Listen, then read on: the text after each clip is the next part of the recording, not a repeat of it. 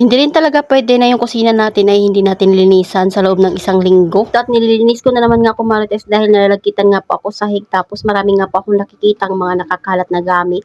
Kailangan ko nga rin po mag-refill doon sa mga lagayan ko dahil wala ng mga laman. Hindi ko rin talaga gusto yung mga tiles na nakikita ko nga po lalo na pag parang may mga mapa-mapa. Tapos yung mga gamit ay hindi nga nakalagay doon sa mga lagayan nila.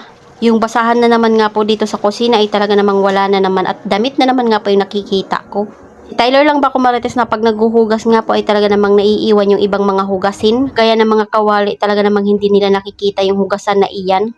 Kaya ito hinugasan ko na nga muna ko Marites para maging malinis nga po talaga dito sa aming kusina. Kahit maliit nga yung space ng bahay natin ko Marites basta malinis naman ay okay nga lang po iyon. Kasi mas lalo nga po siyang magiging masikip tingnan at madumi pag hindi mo nga nililinis. At saka masarap din talaga sa pakiramdam ko Marites lalo na pag nakakapaglinis tayo. Tapos makikita natin na yung lababo nga natin ay walang mga hugasin.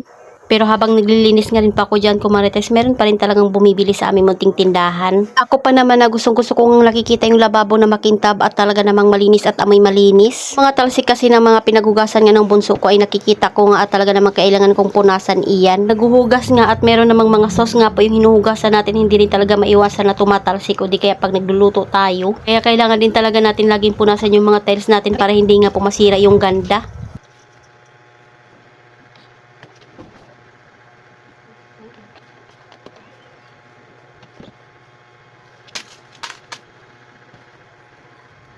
Role na talaga nating mga nanay ang magkuskus dito, kuskus doon sa araw-araw. Kahit anong linis natin sa bahay ay talaga namang dumudumi dahil merong nakatira. Thankful pa rin tayo sa mga hugasin dahil ibig sabihin nun ay may nakahain sa ating hapagkainan. Kaya isipin na lang talaga natin na sobrang blessed natin dahil ibig sabihin nun pag maraming nakakalat sa bahay ay marami nga tayong gamit. Pinunasan ko na nga rin po pala itong rice cooker namin bago ko nga po iyan itabi. Tinang rin po itong base.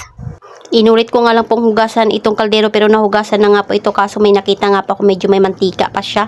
Napapa-stop nga pa ako sa mga ginagawa ko Marites dahil meron nga pong nagpapa-Gcash at itong gamit ko nga pong cellphone ay ginagamit ko sa Gcash. Kaya malaking bagay din talaga sa atin ang Gcash Marites kahit palima-lima or 10 lang iyan. At dahil tapos na nga rin pa ako maghugas, magpunas Marites, mag-refill naman nga po tayo ng kailangang refillan. Starch, flour, tapos yung gatas ay hindi pa nga naka-refill. Nga rin po itong lagay ng paminta ay wala nang naka-refill at asukal.